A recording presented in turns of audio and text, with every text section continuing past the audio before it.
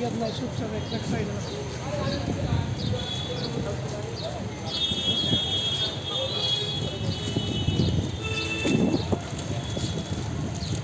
নিয়মিত এসটিপিটি এবং এসটিপিটি পরীক্ষা গ্রহণের ব্যবস্থা করতে হবে। প্রতি বছর নিয়মিত এসটিপিটি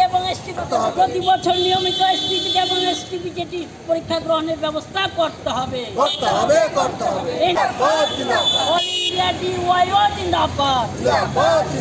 এসটিপিটি উত্তীর্ণ সকল বেকারদের অবিলম্বে নিয়োগ, অবিলম্বে চাকরি প্রদান করতে হবে।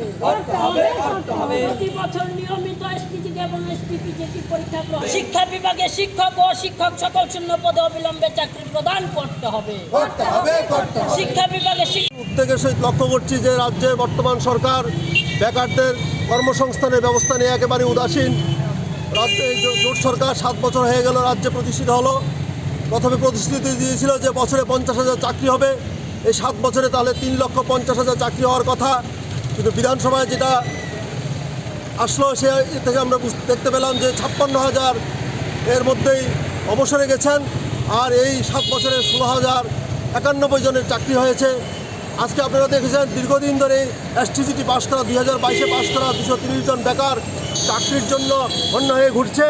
এবং মাননীয় মুখ্যমন্ত্রী যিনি শিক্ষার দায়িত্বে আছেন, শিক্ষামন্ত্রী হিসেবে কাজ করছেন, ওনার সাথে অনেকবার দেখা করার চেষ্টা করেছেন।